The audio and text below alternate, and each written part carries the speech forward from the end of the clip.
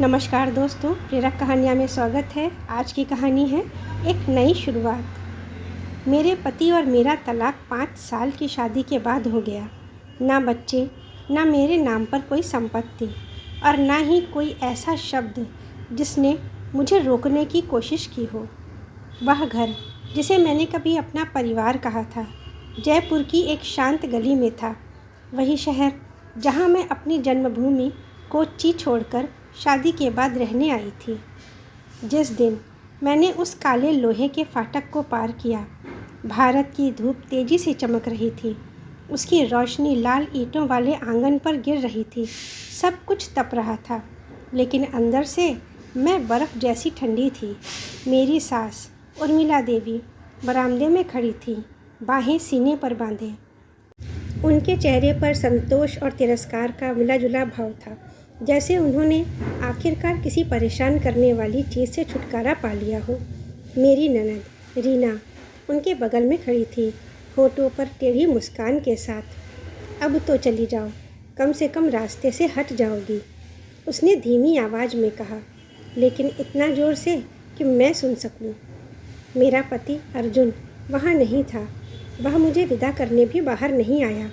शायद वह घर के किसी कमरे में था, या शायद वह सुबह ही कहीं निकल गया था ताकि इस दृश्य को देखना ना पड़े किसी भी तरह। अब इससे कोई फ़र्क नहीं पड़ता था। मैंने कुछ भी साथ ले जाने की मांग नहीं की, ना बहस, ना शिकायत, ना आंसू। सिर्फ वही कपड़े जो मैंने पहन रखे थे और एक छोटा सा बैग। मैंने हल्का सा सिर झुकाकर आखिरी विदाई दी। मैं जा रही हूँ। किसी ने जवाब नहीं दिया। मैं मुड़ी और बाहर की ओर चल पड़ी। जैसे ही मैंने लोहे के फाटक की कुंडी पर हाथ रखा, मेरे पीछे से एक भारी खुरदरी आवाज़ आई, सीमा। मैं तुरंत रुक गई। वह मेरे ससुर थे, महेश जी। 5 साल तक उनकी बहू रहने के दौरान वह उस घर के सबसे शांत आदमी रहे थे। वह कम बोलते थे, कम ही किसी बात में दखल देते थे। अक्सर वह आंगन में लकड़ी की कुर्सी पर अकेले बैठे रहते, अखबार पढ़ते हुए या अपने गमलों में लगे कैक्टस के पौधों की देखभाल करते हुए। कई बार मैंने सोचा था, क्या उन्हें सच में पता है कि इस घर के अंदर क्या होता है? मैंने मुड़ कर देखा। वह बरामदे के पास रखे कूड़ेदान के पास खड़े थे, हाथ में एक काला प्लास्टिक का थैला लिए। उन्होंने कुछ पल मुझे देखा, फिर धीरे से बोले, जब तुम जा ही रही हो तो यह थैला भी साथ ले जाओ और कोने पर फेंक देना। ठीक है। उन्होंने थैला उठाकर दिखाया। बस कूड़ा है। मैं थोड़ा चौंकी, फिर भी मैंने सिर हिला दिया। जी ठीक है। मैं उनके पास गई और थैला ले लिया। वह बहुत हल्का था, इतना हल्का कि जैसे लगभग खाली हो। मैंने फिर से हल्का सा सिर झुकाकर विदा ली। उन्होंने कुछ और नहीं कहा, बस हल्के से सिर हिलाया।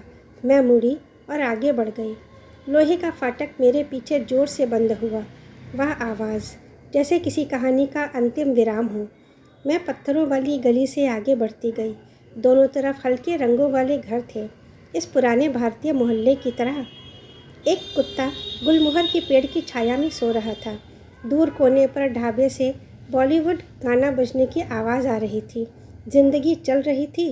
बस एक इंसान था जिसने अभी अपनी अपनी कहानी का पूरा एक अध्याय खो दिया था, और वह मैं थी। मैंने खुद से कहा कि मैं पीछे मुड़कर नहीं देखूंगी, उस घर की ओर नहीं देखूंगी, उन 5 सालों के बारे में नहीं सोचूंगी, ना उन खामोश रातों के खाने के बारे में, ना उन ठंडी नज़रों के बारे में, ना उन बेरहम शब्दों के बारे में।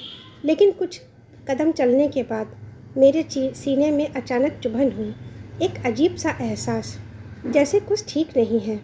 मैं रुक गई। मैंने अपने हाथ में पकड़े कूड़े के थैले की ओर देखा। वह बहुत ज़्यादा हल्का था।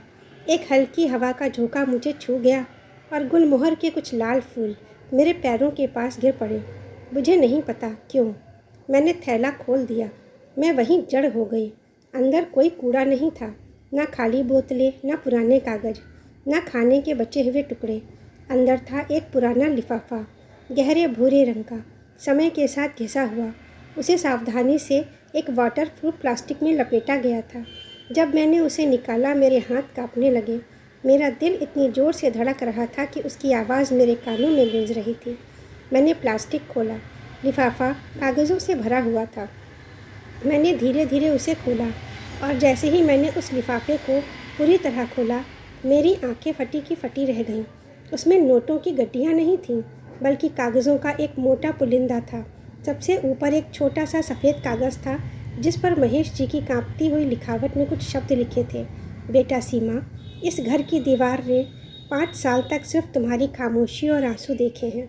मैंने भी देखे हैं। अर्जुन, रीना और उसकी माँ को लगता है कि तुम यहाँ से खाली हाथ जा रही हो ताकि वे अपनी जीत का जश्न मना सकें। पर एक बाप अपनी बेटी को कभी हारने के लिए घर से बाहर नहीं भेजता। मैंने कांपते हाथों से उन कागज़ों को पलटा। वो कोच्चि में मेरे पिता के उस पुराने मकान के मालिकाना हक के कागजात थे, जिसे मेरी शादी के वक्त कर्ज चुकाने के लिए गिरवी रख दिया गया था।